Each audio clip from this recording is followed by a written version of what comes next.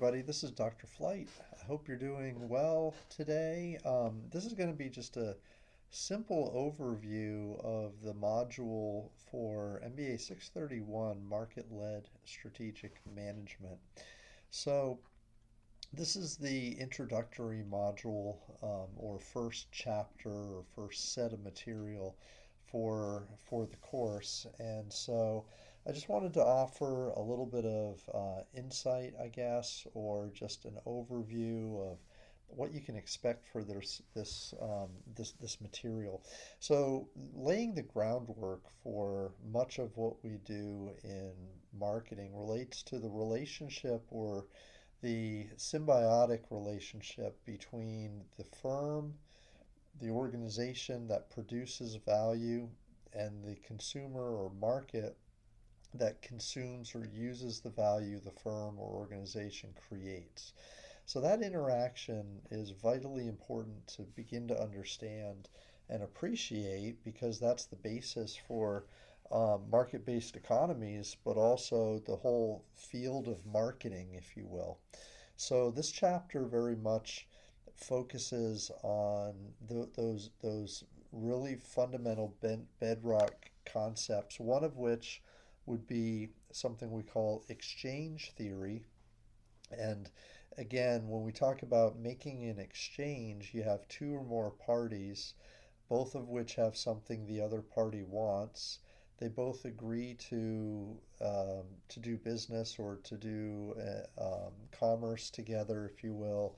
They both have opportunities to back out of the deal or reject an offer, and so forth. So there's a number of fundamental principles, I guess, that create opportunities for exchanges to happen. And in a very real sense, this is what marketers do.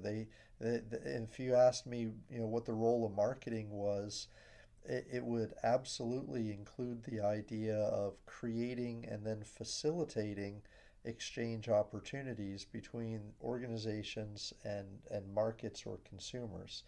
So this is a big concept. Just to kind of underscore, I guess, the role of marketing, what marketers do.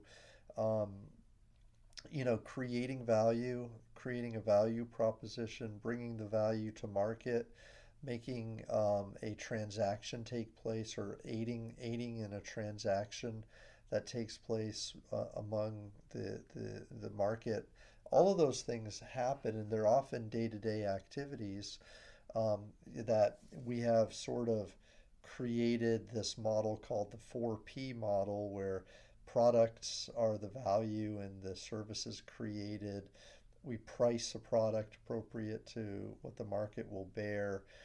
We promote it, build awareness for it, and then we deliver it and we bring it to the place of the consumer. So if you're familiar with marketing or principles of marketing, you've seen or heard the 4P model.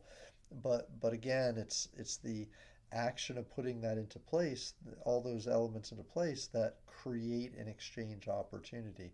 So in the weekly readings and the material for this week, don't underestimate the importance of exchange theory and what that has to play.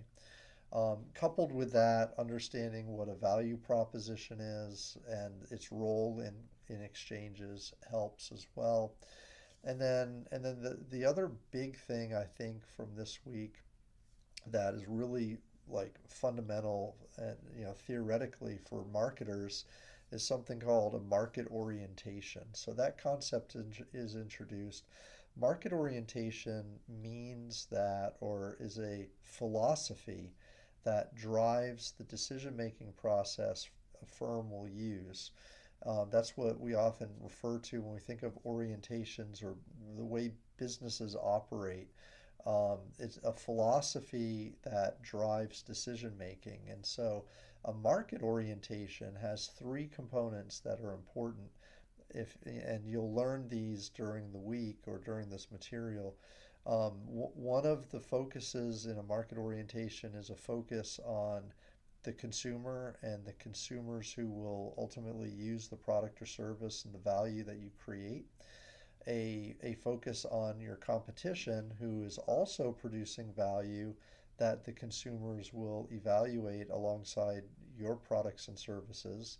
And then this ability for the firm to function together or in a coordinated way. It's called interfunctional coordination when the different components within the organization use and are able to take advantage of information resources across organizational silos.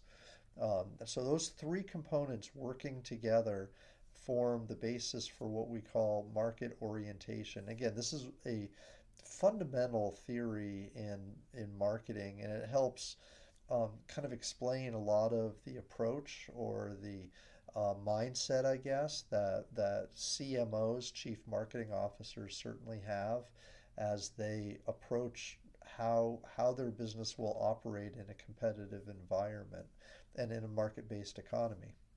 So again, that's kind of the big takeaways from this week is laying the groundwork for some of the concepts that drive the decisions that we make in marketing and ultimately the actions we take in marketing are rooted in these in others too, but these are two big concepts to come away with this week. So there are some videos for this material. There's some readings for this material.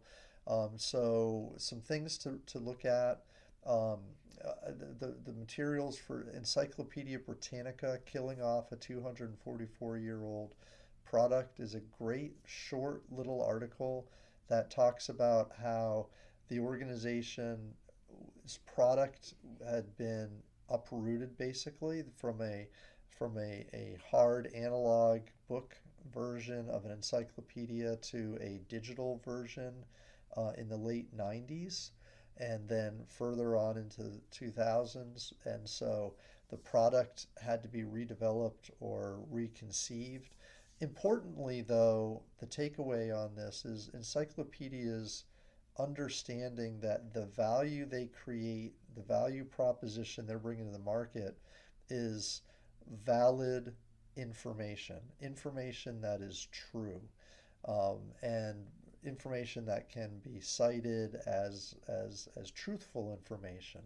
So credibility is really one of their key hallmarks, and not the book, and not really the text and stuff like that, but the credibility that of the information that they generate is really a competitive advantage that they leveraged and are able to use even today. So this is a good little article that helps apply. So you should think about the concepts of marketing when you read these real life articles, and begin to make some connections between what's happening in the article and what's happening in the theory, and try to explain what's happening in the article by the theory that you're learning in the class. That's really important at an MBA level to be able to do. Um, so that's a great article to read. There's a weekly reflection, or not a weekly, but a modular based reflection. The reflection in this particular body of knowledge is for Starbucks. And again, Starbucks is considering what value they bring to the marketplace, and what they should do. So this bit of material, there's a short little video and some readings there, but the video will help you answer that reflection question that there is, as far as that goes. And then also beyond the textbook, beyond the videos and the class lectures that are available to you. So there are a number of videos here talking about the content in this course. There's an exchange theory paper, which is really helpful if you want to understand exchange theory. There's also a a couple market orientation papers that will help you as well. So there's some background material that if you're a little weaker on marketing, or you want more information, you really want to become knowledgeable in this space, for this modules information, there are some additional readings that are available to you. And then finally, for every module, I list a set of questions. So in this case, there are 4 questions. Define how customers interpret value and its role in the marketing function. Using exchange theory, explain the interactive role between the firm and the customers. Define 5 characteristics of market orientation that are achieved through the components of having a market orientation. And then finally, what led to Encyclopedia's decision to discontinue its print products? Describe the key benefits they offer, what distinguishes them from other information sources and such. So, again, these are 4 summary questions that, um, after you digest the material of the week, you should be able to answer these questions at a fairly high level. And if you're able to do that, then I feel like you've gotten a lot out of this basis of material or information for this module. Okay, so again, this is just a short little recap overview or summary, if you will, of this first module, market-led strategic management. Reach out if you have any questions. Hope you're having a great day. Thanks.